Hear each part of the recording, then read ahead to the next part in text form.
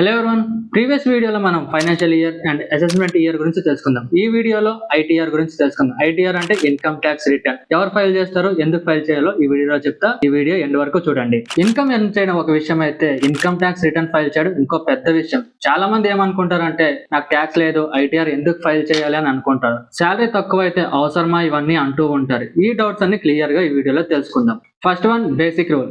Income limit దాటితే ప్రతి year government basic exemption limit ని నిర్ణయిస్తుంది. న్యూ ట్యాక్స్ రెజ్యూమీలో 3 lakhs వరకు బేసిక్ ఎగ్జామ్షన్, ఓల్డ్ ట్యాక్స్ రెజ్యూమీలో 2.5 lakh వరకు బేసిక్ ఎగ్జామ్షన్. మీ యాన్యువల్ ట్యాక్సిబుల్ ఇన్కమ్ ఈ లిమిట్ దాటితే మాత్రం ఐటీఆర్ పక్కా ఫైల్ చేయాలి. అండ్ సెకండ్ వన్, బిజినెస్ లేదా ప్రొఫెషనల్స్ ఉంటే, మీరు బిజినెస్ ఓనర్ అయినా, ఫ్రీలాన్సర్ అయినా, కన్సల్టెంట్ అయినా సరే, మీకు ఇన్కమ్ తక్కువ వచ్చినా సరే ఐటీఆర్ అనేది ఫైల్ చేయాలి. ఎందుకంటే బిజినెస్ ఇన్కమ్ రికార్డ్ మెయింటైన్ చేయాలి. And third one, TDS detect అయితే, మీ శాలరీ మీద కానీ, మీ ఎఫ్డి మీద కానీ, మీ కాంట్రాక్ట్ పేమెంట్ మీద కానీ టీడీఎస్ డిటెక్ట్ అయితే రిఫండ్ కోసం ఐటీఆర్ అనేది ఫైల్ చేయాలి. ఒకవేళ రిఫండ్ కోసం ఐటీఆర్ ఫైల్ చేయకపోతే రిఫండ్ అనేది ఎప్పటికీ రాదు. ఫోర్త్ వన్, ఫారెన్ ఇన్కమ్ లేదా అసెట్స్ ఉంటే, foreign income, foreign bank account, foreign investments ఇవే ఉన్నా సరే ఐటీఆర్ ఫైల్ చేయడం compulsory. And fifth one, high value transaction చేసినప్పుడు, మీరు పెద్ద మొత్తంలో ప్రాపర్టీ కొనుగోలు చేసినప్పుడు కానీ, బ్యాంక్ లో డిపాజిట్ చేసినా, హై క్రెడిట్ కార్డ్ స్పెండింగ్ చేసినా సరే ఇన్కమ్ ట్యాక్స్ కి సమాచారం అనేది వెళ్తుంది. మీరు రిటర్న్ ఫైల్ చేయకపోతే మాత్రం నోటీస్ వచ్చే అవకాశం ఉంది. సిక్స్త్ వన్, ట్యాక్స్ లేకుండా ఐటీఆర్ ఎందుకు ఫైల్ చేయాలి? Even if tax payable 0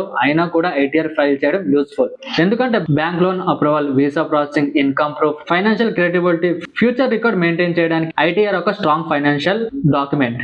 final గా చూసుకుంటే, ఇన్కమ్ లిమిట్ దాటిన, బిజినెస్ ఉన్న, టీడీఎస్ డిటెక్ట్ అయిన, ఫ్యూచర్ ప్లానింగ్ కోసం ఐటీఆర్ ఫైల్ చేయడం మంచిది. సింపుల్ గా చెప్పాలంటే, ఇన్కమ్ ఎర్న్ చేయడం ఫస్ట్ స్టెప్, ఇన్కమ్ డిక్లేర్ చేయడం రెస్పాన్సిబుల్ స్టెప్. ఈ వీడియో మీకు నచ్చితే లైక్ చేయండి, షేర్ చేయండి, కింద సబ్స్క్రైబ్ బటన్ ని క్లిక్ చేయండి. Thank you, have a good day.